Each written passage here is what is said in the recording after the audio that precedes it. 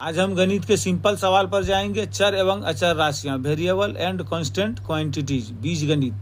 Algebra के मुख्य दो राशि है। अलजेब्रा जो है बीज गणित इसी पर निर्भर करता है। आप चाहे क्लास 4th से जहां तक मैथ में जाइए, ये चर राशि, अचर राशि, वेरिएबल क्वांटिटीज और कांस्टेंट क्वांटिटीज आपका पीछा नहीं छोड़ेगा, आपके साथ जाएगा। तो चर राशि उसे कहते हैं जिसका मान बदलते रहता है, जैसे A B C X Y Z. इसका मान यह अज्ञात होता है, यह अज्ञात से ज्ञात की ओर जाता है। अचर राशि जिसका मान कभी नहीं बदलता है, जैसे 1 2 3 4। पाई याद रखना है, पाई भी अचर राशि ही है।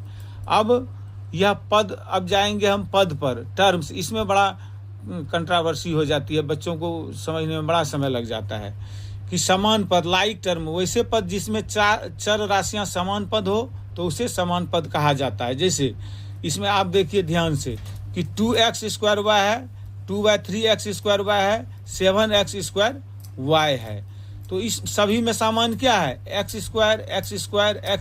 चर सभी में है, मगर यदि समान नहीं होगा तो वह समान पद नहीं कहलाएगा। तो यहाँ क्या है?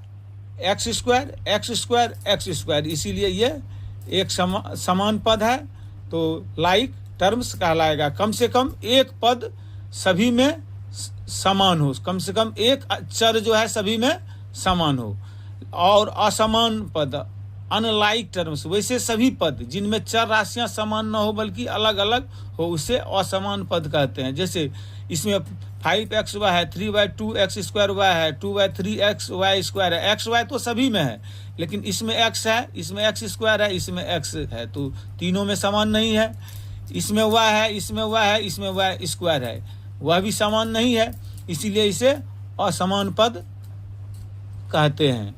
अब तो लगता है कि समझ गए होंगे। ऐसे तो यह बीज गणित के लिए बहुत ही आवश्यक है। ऐसे तो हम जानते हैं कि गणित की विभिन्न शाखाएं हैं, जैसे अंक गणित, अर्थमेटिक, बीज गणित, अलजेब्रा जो अज्ञात संख्याओं या चरों को दर्शाने के लिए अक्षरों का उपयोग करता है, ज्यामिति, आकृतियां और आकारों, गुणों का अध्ययन, इसी में मेंसुरेशन भी आता है, क्षेत्रमिति भी आता है, और कलन, कैलकुलस, परिवर्तन और गति की दरों का अध्ययन जिसमें होता है उसे कलन कहते हैं। कैलकुलस सांख्यिकी, डेटा वाला चीज है, या स्टैटिस्टिक्स जिसको हम कहते हैं। तो हमको अभी यही समझना है मुख्य रूप से कि समान पद, असमान पद, अचर और अचर क्या है।